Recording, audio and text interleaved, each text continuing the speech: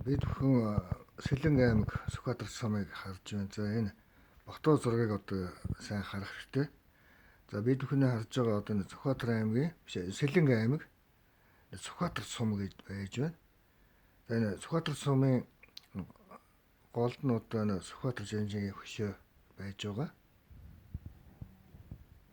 Тэгээд энэ хойшоо харсан одоо энэ эс үсгийн хэлбэртэй байшин бид бүхэн харж байна. За энэ бол хотын захиргааны байшин байсан байгаа. Нэг үгээр хэлбэл одоо Сэлэн аймгийн засаг даргын тамгын газар.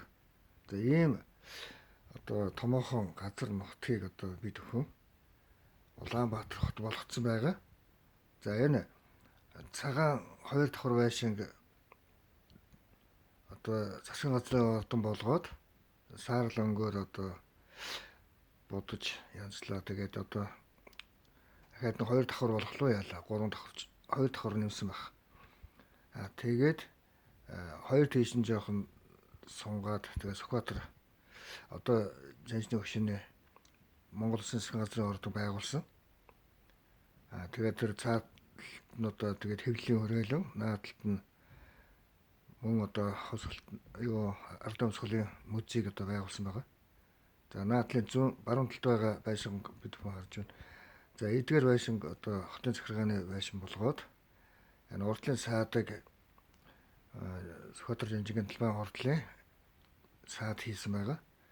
Тэгээд энэ төв замыг ашиглаж одоо урдталд байгаа тэр төв замыг ашиглаж багшийн дээд сургуулийн ОБМ хийсэн байгаа. Ер нь бол багшийн дээд сургуулийг байгуулад цаашаа багшийн дээд сургууль тэгээд цэцэрлэгийн багшийн дунд сургууль гэх мэтчлэн за энэ багуун замыг одоо өөрчлөөд урагшаа Ширхэнцэг уулын урдталд байрлуулсан байгаа. Тэгээд Ширхэнцэг уулыг одоо зайсан толгойн хөшөө болгосон байгаа. Ерөнхийдөө бол иймэрхүү маягаар одоо уулуудыг их ойртуулж хийж Улаанбаатар хотыг байгуулсан гэдэг бас ойлгох зүйтэй. Ер нь бол Улаанбаатар хотыг ямар ч үеэр өөр хот дээр одоо дахин одоо өөр Улаанбаатар хот болгож болох вэ гэдгийг одоо хэд хэдэн одоо өөр аймагуудын маш томоохон сумуудыг одоо Улаанбаатар хот болгосон гэдгээс ойлгох зүйтэй. За анхаарал тавьсанд баярлалаа та бүхэнд.